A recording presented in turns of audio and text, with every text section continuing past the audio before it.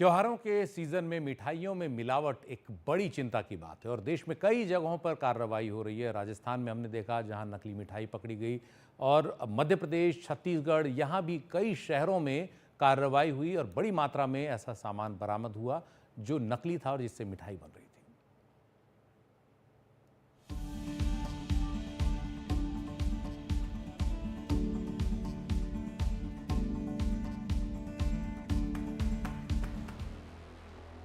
त्योहारों पर मिलावट ने मिठास में जहर घोल दिया है। भोपाल में इस साल 10 महीने में 120 क्विंटल से ज्यादा मावा जब्त किया गया है। यह आंकड़ा पिछले 5 सालों में सबसे ज्यादा है।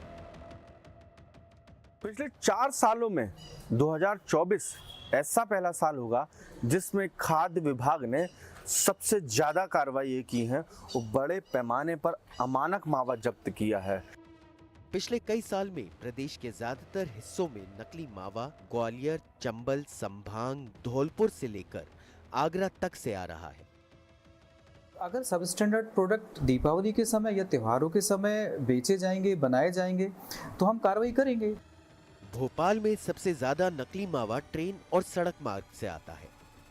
ग्वालियर, चंबल, संभाग के अलावा आगरा, धौलपुर और झांसी के रूट पर सक्रिय माफिया बाजार में नकली माल खपा रहे हैं। साल 2021 में 41 क्विंटल अमानक मावा पकड़ा गया।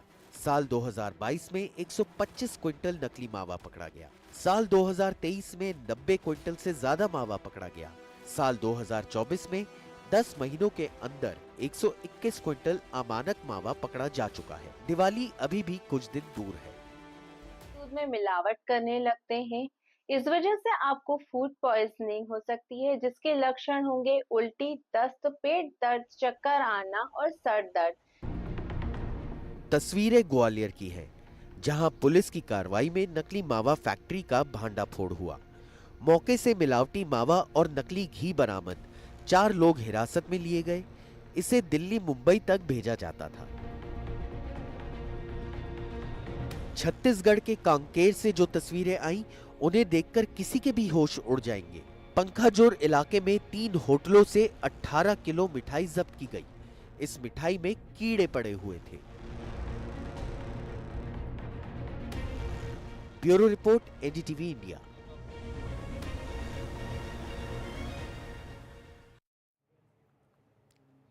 हम बात कर रहे हैं मिठाइयों में मिलावट की और इस पूरे मुद्दे पर ज़्यादा चर्चा के लिए मेरे साथ हैं फूड कॉरपोरेशन ऑफ इंडिया की सलाहकार समिति के सदस्य डॉक्टर समीर भाटी। डॉक्टर साहब, आपका स्वागत है। आपसे पहला सवाल यही है कि किसी के पास अगर घर में कोई मिठाई है या ख़रीद रहा है तो कैसे पता करे एक आम आदमी कि ये नकली है या ये सेहत के लिए हानिकारक है? बिल्कुल, बिल्कुल। देखिए, मिठाइयों में जैसे ज़्यादातर हम बात करें, तो जैसा अभी आप भी अपनी रिपोर्ट में दिखा रहे थे कि खोया का इस्तेमाल काफ़ी ज़्यादा होता है। दूध या दूध से बनी हुई चीज़ों का इस्तेमाल ज़्यादातर मिठाइयों के अंदर अब करते हैं। इस समय त्योहारों के सीज़न में ज़्यादातर इसी तरह के मिलावटी सैंपल्स देखे जाते हैं। तो घर पर अगर आप जाँच करना चाहें इसका, तो एक बहुत ही साधारण सा तरीका है। ज़्यादातर मिठाइयों के अंदर जो मिलावट होती है, वो स्टार्च की मिलावट होती है। मतलब वो किसी भी तरह के अनाज का कोई आटा हो सकता है, उसका कोई भी फॉर्म हो सकता है। तो आप जैसे ही कोई मिठाई लेते हैं, कि जैसे आपने मिल्क केक लिया, बर्फी ली, उसको आप जैसे ग्लास के अंदर डालेंगे, थोड़ा उसके अंदर गर्म पानी मिला के उसको आप मिक्स करेंगे।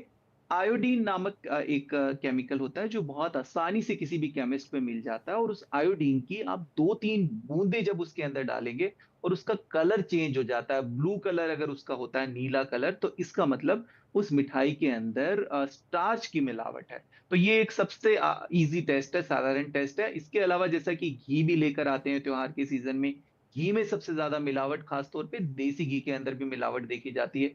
इसके लिए भी वही वाला टेस्ट काम आएगा जिसको हम स्टार्च टेस्ट कहते हैं।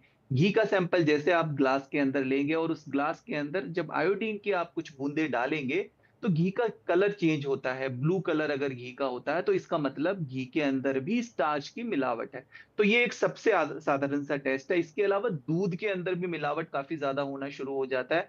दूध में भी यही स्टार्च टेस्ट किया जाता है, क्योंकि दूध के अंदर भी उसको गाढ़ा बनाने के लिए उसके अंदर स्टार्च मिलाया जाता है। तो आप जैसे दूध का सैंपल लेंगे, दूध के सैंपल के अंदर आयोडीन की ड्रॉप डालेंगे, उसका रंग अगर नीला होता है, ब्लू डार्क, तो फिर इसका मतलब उसके अंदर भी स्टार्च की मिलावट। तो ये तीनों टेस्ट आप घर पे आसानी से कर सकते हैं। इसके अलावा जैसे मिठाइयों के ऊपर हम ज्यादातर जो देखते हैं, जो वर्क वर्क लगाया जाता है ऊपर, वो ज्यादातर एल्यूमिनियम की एक परत लगा देते हैं। तो उसका सबसे साधारण सा टेस्ट है कि अगर आप उसको उतार के देखेंगे और अगर हाथ पे हल्का सा मलेंगे और वो जैसे गायब हो जाता है, तो इसका मतलब वो नेचुरल है, ओरिजिनल है। पर अगर वो आप हाथ को आप रब कर रहे हैं और एक बॉल सी बन जाती है, तो इसका मतलब वहां पर वो एल्यूमिनियम लगाया गया है, जो कि स्वास्थ्य के लिए काफी ज्यादा हार्मफुल है, नुकसानदायक है। जी, बहुत बहुत शुक्रिया डॉक्टर समीर भाटी। आपने बहुत ही ऐसी बातें बताई जो एक आम आदमी बहुत आसानी से कर सकता है। बस एक छोटा सा सवाल, जो आयोडीन आपने कहा, ये क्या बहुत आसानी से मिल जाएगा?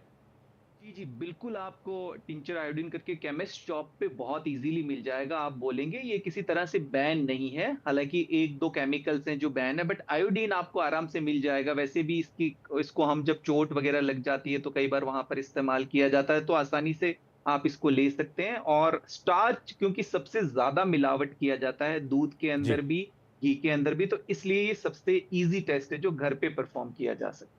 बहुत बहुत शुक्रिया डॉक्टर समीर भाटी इस पूरी जानकारी के लिए। तो किसी भी आम आदमी के लिए बहुत ही जानकारी जो है काम की है। वो आयोडीन ले और इस तरह से दूध में, घी में या फिर किसी और मिठाई के अंदर ये पता लगा सकता है वो कि वो उसमें कोई नकली चीज़ इस्तेमाल हुई है या नहीं, या वो कोई ऐसी चीज़ इस्तेमाल तो नहीं हुई जो उसकी सेहत के लिए हानिकारक हो सकती है। तो इस खास कार्यक्रम में अभी इतना ही। एनडीटीवी इंडिया पर खबरों का सिलसिला जारी है। नमस्कार।